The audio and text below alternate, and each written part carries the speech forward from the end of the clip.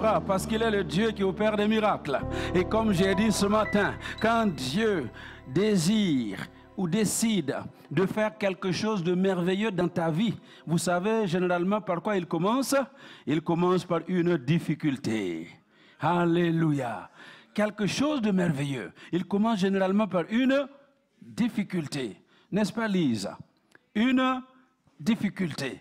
Et quand il veut faire quelque chose et de merveilleux et de miraculeux, il commence toujours par une impossibilité.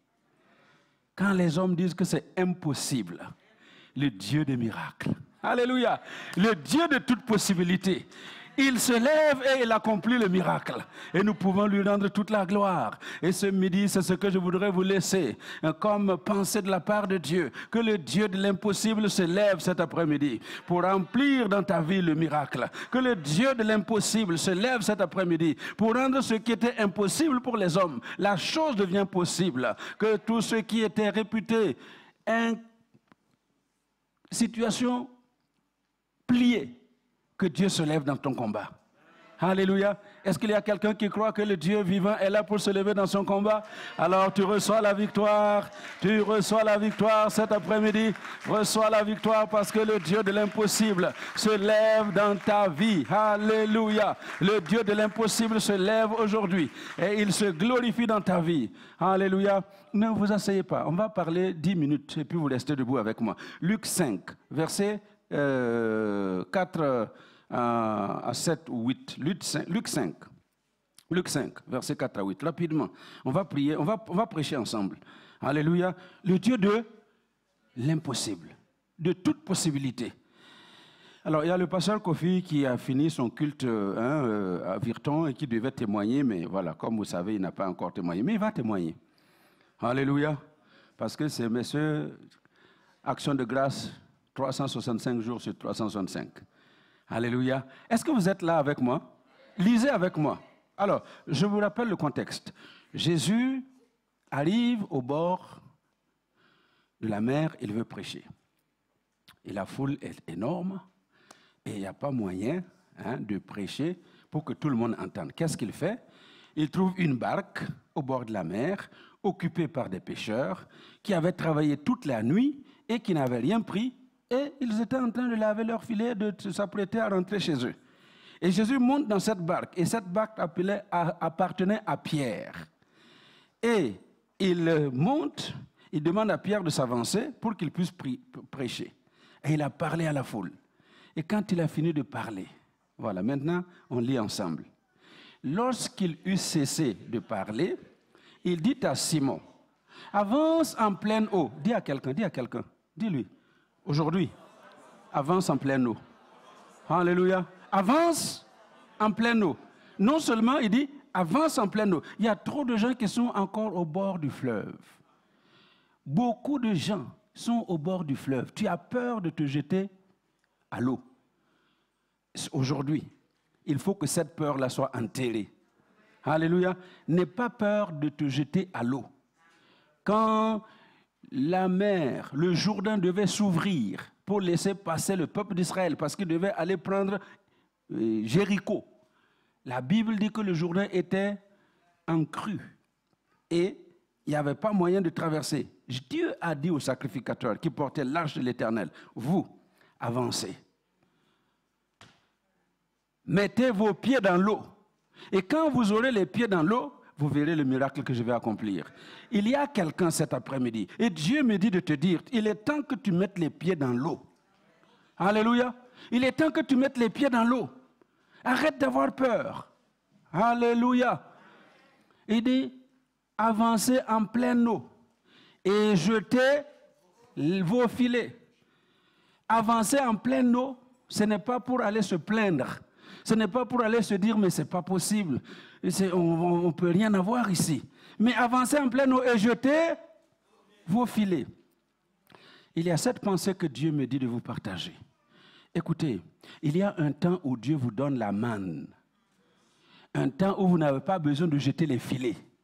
Un temps où vous êtes assis chez vous, ça tombe. Les gens sonnent à la porte et puis vous amènent la nourriture. Les gens vous toquent et puis vous disent, voilà, on est venu t'apporter ceci. où les gens vous appellent pour dire « Ah, j'ai fait un virement de 120 € dans ton compte ».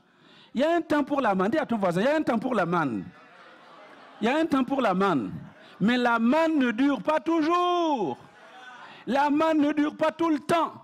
Il y a un temps où la manne s'arrête. Et Dieu me dit de dire à plusieurs personnes aujourd'hui, la manne s'est arrêtée. La manne s'est arrêtée. Il faut que chacun se lève et produise ce qu'il va manger. Et quand ils sont entrés dans le pays promis, la manne s'est arrêtée. Le lendemain, il n'y a plus de manne. Ils se sont levés le matin. Man wapi. Où est la manne? Ça, c'est parti où? On va manger comment aujourd'hui? Dieu dit, vous là, cultivez. Cultivez la terre. Élevez des vaches. Vous voulez boire le lait? Le lait ne va pas couler dans la rivière. Élevez les vaches pour avoir votre lait. Vous voulez le miel? Ce n'est pas dans les caniveaux que vous allez trouver. Faites des ruches. Et puis vous allez faire de l'apiculture. Et vous aurez le miel. Alléluia. Trop de chrétiens. Nous, on est là, arrêtés, assis. On attend que les abeilles viennent mettre le miel dans nos pots pendant que nous dormons la nuit à la maison. Ça ne sera pas comme ça. La manne est... Maintenant, il faut que chacun se lève, mette les pieds dedans et jeter les filets. Alléluia! Est-ce que nous nous comprenons cet après-midi? Écoutez, je parle à moi-même.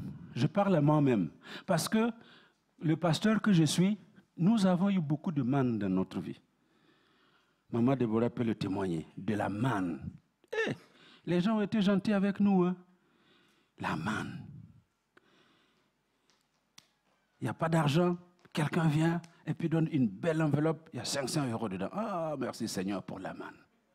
Ah.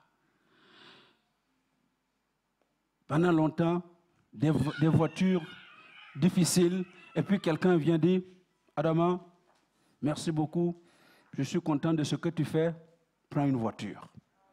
Et nous avons reçu des voitures, je peux vous assurer. Tout ce qu'on a reçu là, c'est des voitures que c'est donné. Les gens pensent qu'on a quelque part là, on trafique pour avoir. Non, non. Ce sont des gens qui donnent. Alléluia. Des gens que Dieu a bénis, qui nous bénissent avec des voitures. Neuves, parfois. Mais il y a un temps où la manne s'arrête.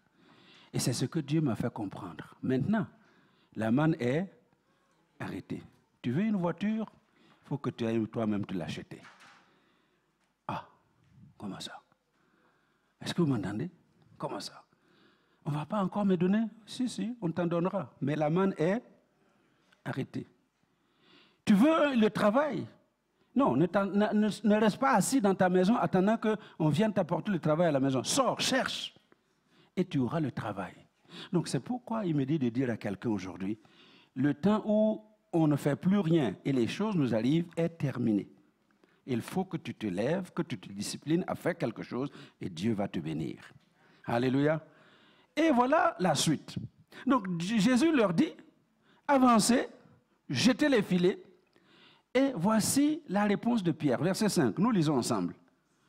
Simon lui répondit, Maître, c'est-à-dire Seigneur, notre patron, nous avons confiance en toi. Nous savons que quand tu dis quelque chose, la chose arrive. Mais ici, là, Jésus, non, entre nous, ton papa est charpentier.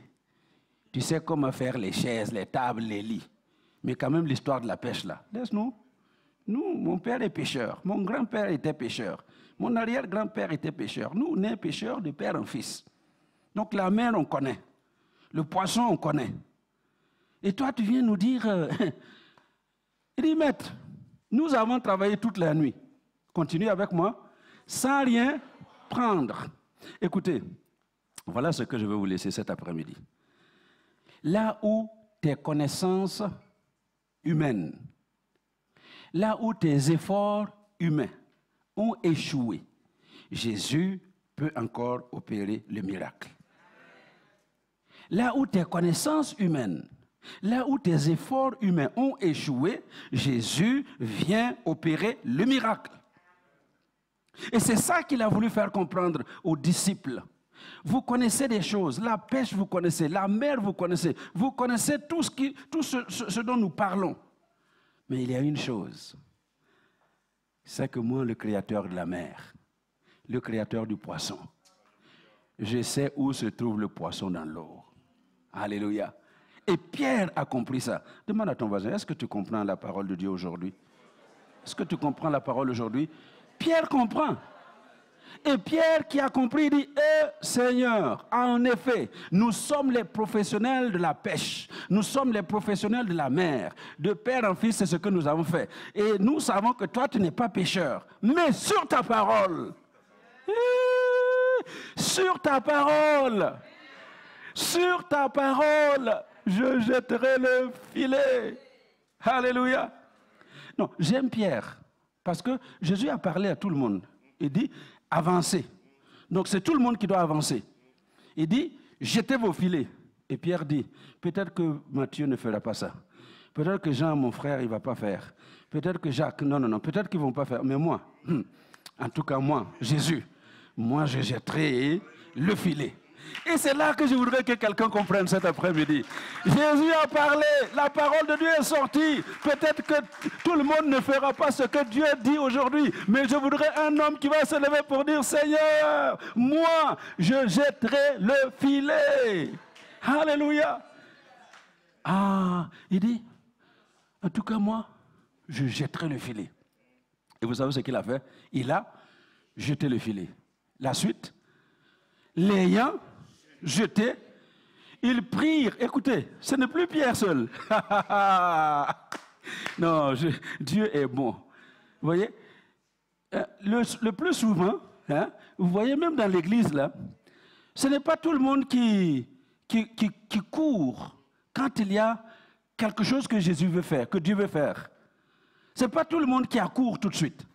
Parfois, il y a des oppositions. Parfois, il y a des gens qui ne comprennent pas. Mais c'est normal. C'est normal. Si c'est toi qui as entendu la parole de Dieu, c'est toi seul qui sais où Dieu veut aller.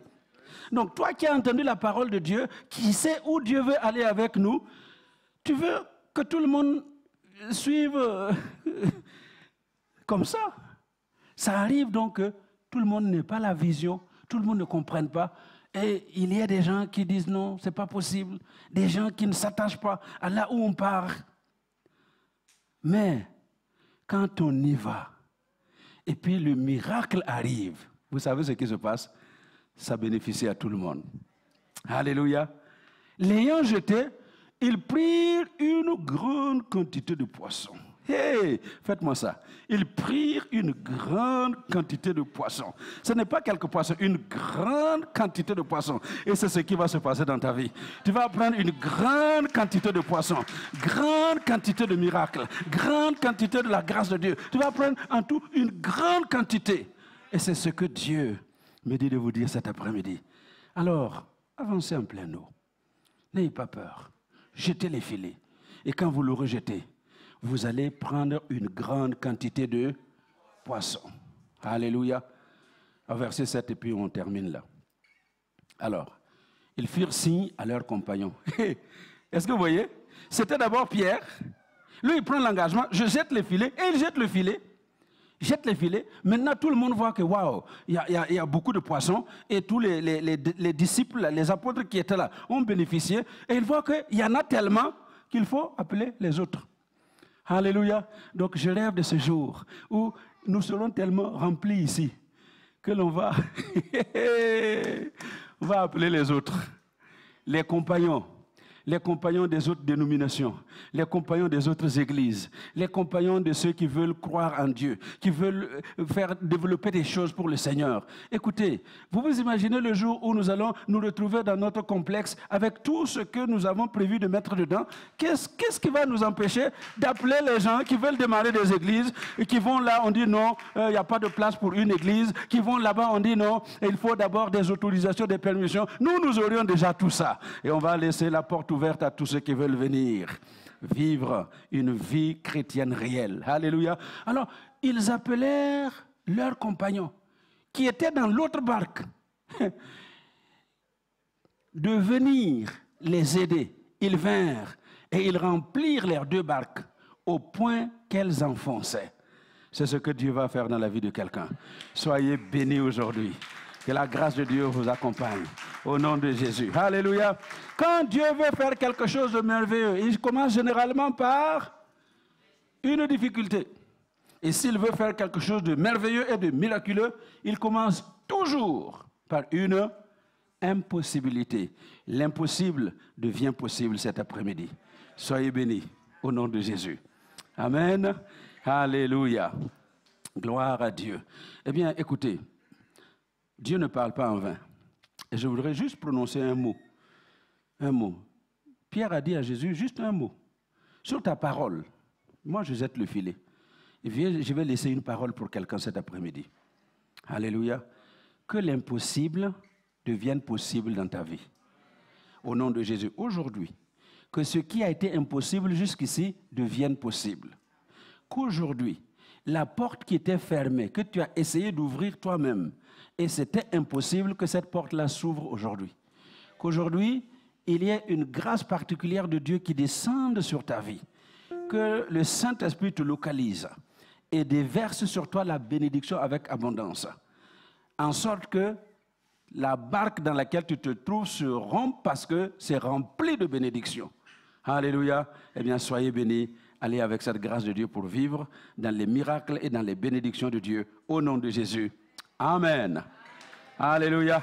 Gloire à Dieu. Oui, nous pouvons acclamer le Seigneur. Amen. Gloire à Dieu. Merci beaucoup. Merci Max et Grâce pour ce formidable témoignage. Vous savez quoi?